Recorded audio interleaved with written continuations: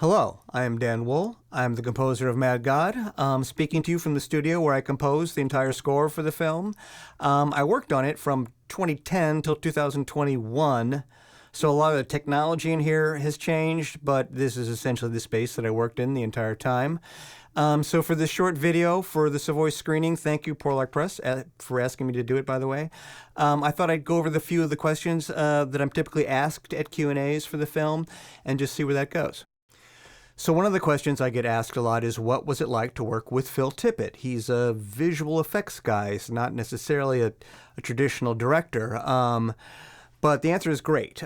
Phil has a vast knowledge of film in general and has many great ideas from the visual department that are completely inspiring as a composer. So initially, a lot of our conversations weren't about conventional films. It was more about art and experimental films, maybe, and a lot of other things. And so I'd sort of built a friendship with him before he'd even asked me to work on Mad God. So we knew each other a little bit, and eventually he came around and asked me if I wanted to work on this weird stop-motion piece that he'd been working on with some of the other animators at Tippett Studio. So the very first thing that I saw was a short version of the film you're about to see. In fact, it's more or less the same arc as the film is currently today, and it has a lot of the imagery and a lot of the same energy and the same feel that it is, but it was just a much condensed version, kind of a thumbnail of what it is today. So Phil sent me that thumbnail, and I went to work making a demo that I thought was pretty rough. It had kind of deliberately messy things in it, and I wasn't sure if he was going to buy that or if it was how it was going to go over, but Phil absolutely loved my demo. He called within an hour after I sent it to him and said, "You got it, that's perfect." And I was like, I could do better, I think. But he insisted that that was the right feel.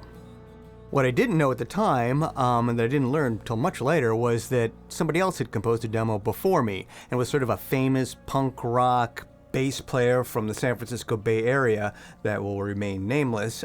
But he did something that was just apparently terrible, that I guess was very on the money and just went with the dark images in the film. And so what he did was he just did dark stuff for that.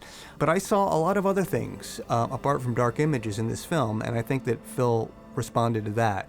What I saw was beauty, and I saw emotion, and I saw depth, and I saw a lot more than just sort of gnarly, ugly ugliness. But there is plenty of that ugliness in the film, and so it makes sense that a composer might respond to that, but that's not how I see things. And I think Phil liked that aspect of my composing. So because of those initial demos went over so well, I got a lot of leeway, and I didn't get a lot of direction from Phil. He more or less let me do whatever I wanted to do. He always wanted to hear what my reaction was to the film before we did anything else, which is kind of how he works with a lot of the departments in the film, by the way. And I remember one time asking him before I got started on a cue if he might want the music this way or that way, just to give him a choice. And I'll never forget what he said. He just said, "I don't know. Whatever's funnier."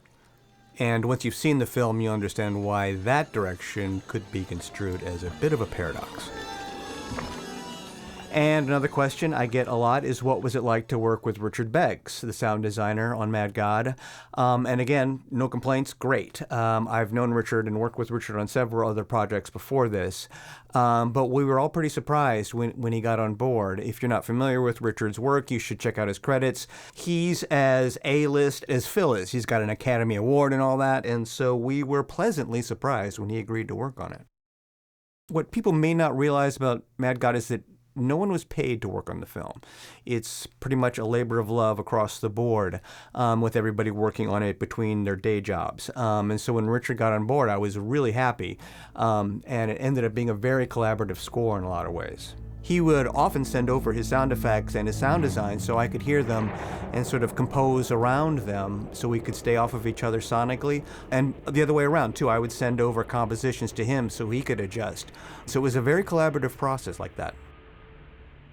So Richard, like Phil, really went down a rabbit hole making the sound design for Mad God. It is excruciatingly detailed. He spent a lot of time on it. He'd still be working on it today if we hadn't taken it away from him. So listen for that as you go through the film. I've said it before, I consider it a masterpiece within a masterpiece. So check it out. And finally, I get asked a lot about the process of creating the score for Mad God, how I arrived at a counterpoint ambient score for a horror film. So, first of all, it never entered my mind that Mad God was a horror film, nor did it for anyone involved in the project. We were making something creative and artistic, and no one was thinking in terms of genre at all. So with that in mind, I think that that type of composition, sort of working to counterpoint, is just my natural state as a composer. Like so many composers, the first exposure that I had to movies and music was watching Morricone's work in spaghetti westerns. And that really sets a template for many of us in the world and composers in specific. So that's my natural starting place.